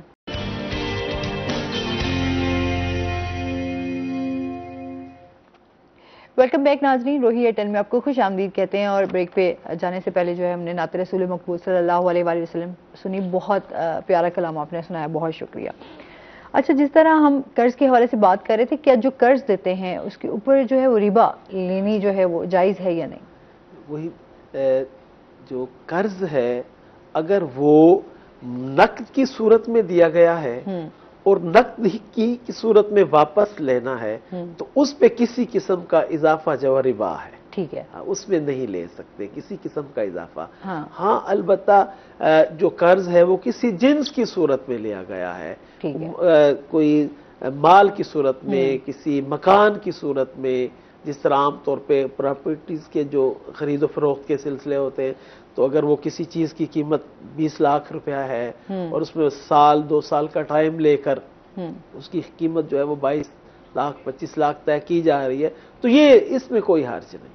لیکن جو نقد کی صورت میں دیا ہے وہ نقد کی صورت میں اگر اس کو اضافہ کر کے لیا جائے گا تو وہ ربا ہے، اس سے منع ہے، وہ سخت گناہ ہے. اچھا، مطلب بہت سارے لوگ اس طرح ویسے کرتے ہیں کہ قرض دے رہے ہوتے ہیں تو اس کے اوپر جو ہے وہ اضافہ کہ اگر آپ نے اس میں نہ کیا تو آپ نے میرے اس ٹائم میں جو ہے اتنا اس کے ساتھ ادا کرنا ہے. کہ وہ وقت کے ساتھ ساتھ اس میں اضافہ ہوتا ہے. تو یہ کیونکہ میں نے پہلے ہی عرض کیا کہ اسلام معاشرے کو سلجھانے کے لیے ہے. اسلام کے مقاصد جو ہیں وہ پورے معاشرے کو ایک بہترین ماحول مہیا کرنے کے لیے. اب قرض کا مطلب ہے کسی کی مشکل کو دور کر کے اس کے لیے سہولت پیدا کرنا. قرض کا جو اسلامی ایک تصور ہے وہ یہ ہے کہ معاشرے کا کوئی ایسا شخص جو کسی وجہ سے پیچھے رہ گیا اور وہ کسی ایسے پریشانی کا شکار ہے، اسے ضرورت ہے کہ اسے وقتی طور پہ کہیں سے سہارا ملے. تو قرض اصل میں یہ ہے کہ اسے سہارا دیے. تو یہ نہیں ہے کہ اسے سہارا دے کہ پھر 2 مہینے بعد اس کے پچھلے سہارے بھی چھین لیے جائیں. بالکل اس پر عام طور پہ یہ ایک کاروبار بن چکا ہے. بہت سے لوگ کچھ نہیں کرتے، جب اچھا کھانا پینا ہے، اچھی ان کی جو ہے طرز رہائش ہے، کیا کرتے ہیں؟ بزنس ہے، کیا کرتے ہیں جی؟ یہ بس پیسے دیتے ہیں لوگوں کو، قرضے دیتے ہیں. وہ اصل میں وہ سود ہے. اور وہ جو سود ہے اس کی جو وصولی کے طریقے اور اس کی جو اضافے اور منافع کی شرح ہے وہ بینکوں سے بھی زیادہ ہے. اور وہ اتنی اسٹرانگ پارٹی ہوتی ہے کہ وہ پھر بعد میں ان کی پراپرٹیز پہ قبضہ کر لیتی ہیں، ان کی گاڑیاں چھین لیتی ہیں. وہ معاشرے میں بہتری کی بجائے الٹا معاشرہ جو ہے وہ انتشار کی طرف چلا جاتا ہے. جو مقصد اسلام ہے، جو حضور نبی کریم صلی اللہ علیہ وسلم کی نبوت کا جو مقصد ہے وہ بہترین معاشرے کی تشکیل ہے اور ہر فرد کے لیے جو ہے وہ رہن سہن کے لیے ایک اچھا ماحول دینا ہے. اور حدیث مبارکہ بھی ہے کہ لوگوں میں سب سے بہتر وہ ہے جو لوگوں کے فائدہ دینے والا ہو، لوگوں کے لیے اچھا سوچنے والا ہو، لوگوں کے لیے اچھا کرنے والا ہو. تو جب ہم اس طرح لوگوں کو معاشی طور پر ایک حصار میں لے آئیں گے کہ ان کو تھوڑے سے پیسے دے کر پھر ان سے زیادہ پیسے واپس لیں گے تو معاشرے کا وہ مقصد اسلام جو ہے وہ پورا نہیں ہو سکتا. اچھا، اور کچھ لوگ جو ہے کچھ لوگ ایسے بھی ہوتے ہیں جو قرض لے کر پھر اس چیز سے مکر جاتے ہیں، ان کے بارے میں کیا احکامات ہیں؟ اس کے بارے میں وہی اگر ہم تقاضا اسلام اور 2 گواہ ہو اور اس کی تحریر ہو تو پھر وہ مکرنے والا تو اس میں سے پہلو ختم ہو جائے گا. اور اگر آپ نے ویسے دیے ہیں تو اس میں اچھا ایک قرضہ ایسا بھی ہوتا ہے کہ اس کو قرض حسنہ کہا جاتا ہے کہ بھئی اگر میں دے سکا تو میں کوشش کروں گا زندگی میں، اگر نہ دے سکا تو آپ مجھ سے تقاضا نہیں کرو گے. صحیح، یہ بہترین قرضہ ہے. یہ دینے والا اس کو جو ہے وہ جنت کی بشارت ہے، اس کے لیے آخرت کی جو ہے بڑے فائدوں کی بشارت ہے کہ کسی مستحق غریب پریشان کسی دکھ والے بندے کو اس وجہ سے دے دینا، اس شرط پہ دے دینا کہ بھئی اگر آپ سے ہو سکے تو مجھے لوٹا دیجئے گا، نہ ہو سکے تو میں آپ سے کبھی تقاضا نہیں کروں گا. یہ بہت بڑی نیکی ہے، یہ بہت بڑی نیکی. اس پر قرض حسنہ کہا جاتا ہے. اسے قرض حسنہ کہا جاتا ہے. ٹھیک ہے. اچھا، جس طرح کالر بھی آئے تھے انہوں نے بھی یہ کویشچن کیے تھے، بہت سارے ایسے لوگ جس نے قرضہ لیا ہو اور اس کی ڈیتھ ہو جائے، تو اگر آپ سمجھتے ہیں کہ وہ ویسے تو جیسے ہی اس کی ڈیتھ ہوتی ہے بہت سارے ایسے لوگ بھی آ جاتے ہیں شامل ہونے کے لیے کہ اس نے ہم سے بہت زیادہ قرضہ لیا ہوا تھا اور اب ہمیں اس کا قرضہ تھا، تو آپ کیا سمجھتے ہیں اس کے جو گھر والے ہیں وہ پھر کس طریقے سے اس کو ڈیل کر سکتے ہیں، ادا کر سکتے ہیں؟ وہ یہ تو بڑا اہم آپ نے سوال پوچھا. پہلا تو یہ ہے کہ اگر کوئی بندہ فوت ہو گیا، اس کے پاس اس کی وراثت جتنی بھی ہے، اگر وہ مقروض ہے تو ورثاء پر پہلے یہ حق ہے کہ اس کے قرضے جس کے دینے ہیں واپس لوٹائیں. اور اگر جس طرح ہوتا ہے کہ گھر والے اکثر یہ کہہ دیتے ہیں کہ جی ہمیں تو پتہ ہی نہیں تھا کہ اس نے قرضہ لیا ہوا ہے، تو ہم پھر کس طرح قرضہ ادا کر سکتے ہیں اور ہمیں معلوم ہی نہیں کہ اس نے کتنا قرضہ لیا ہے؟ جی بالکل بالکل بالکل ایسا. اگر اس کے جو معاشرتی تقاضے ہیں، اگر کوئی ایسا دعوے دار کہ میں نے اس سے لینے ہیں، وہ معاشرتی جو تقاضے، جو اصول ہیں، شرعی اصول یا معاشرتی اصول، اس کے مطابق اگر کوئی بندہ بات کر رہا ہے تو جو ورثاء ہیں وہ معاشرتی تقاضوں اور شرعی اصولوں کے مطابق اس کا جائزہ لیں. اگر وہ بندہ اپنے قول میں سچا ہے تو پھر اس کا جو ہے وہ قرضہ پہلے واپس کیا جائے، پھر اس کے باقی جو معاملات ہیں، جو تدفین کے معاملات ہیں، اس کی وراثت کی تقسیم کے معاملات ہیں، وہ بعد میں کیے جائیں. پہلے اس کا قرضہ واپس لوٹایا جائے. میں ایک ذاتی میرا دوست ہے، میں اسے بھی جانتا ہوں کہ اس کے جب والد صاحب کا انتقال ہوا تو والد صاحب پراپرٹی کے حوالے سے ان کا ایک بڑا نیٹ ورک تھا، کئی لوگوں سے لینے بھی تھے، کئی لوگوں کو دینے بھی تھے. تو جب ان کا انتقال ہوا تو بعد میں دینے والا کوئی سامنے نہیں آیا، لینے والے سامنے آیا. وہی نہیں، یہی میں کہہ رہی ہوں کہ جب کسی بندے کی کسی سے قرضہ لیا بھی ہوا تو ایسے بہت سارے لوگ آ کے بیچ میں شامل ہو جاتے ہیں جو کہتے ہیں کہ انہوں نے ہمارا قرضہ. وہی اسلامی تقاضا وہی ہے کہ دو گواہ ہو، تحریر ہو، دونوں کے پاس اس تحریر کا ثبوت ہو، تو میرا خیال پھر اس طرح کے معاملات جو ہے وہ کم ہو سکتے ہیں. بہت شکریہ، بہت اچھا لگا آپ ہمارے شو کا حصہ بنے اور اس ٹاپک کے حوالے سے اپنی بڑی ڈیٹیل دی، اور اس کے ساتھ آپ کا بھی بہت شکریہ. اس کے ساتھ ہی ناظرین آج کا پروگرام یہیں پر ختم ہوا. اپنا بہت سارا خیال رکھیے گا، دعاؤں میں یاد رکھیے گا. انشاءاللہ زندگی نے ساتھ دیا تو صبح آپ سے پھر ملاقات ہوگی. اللہ حافظ.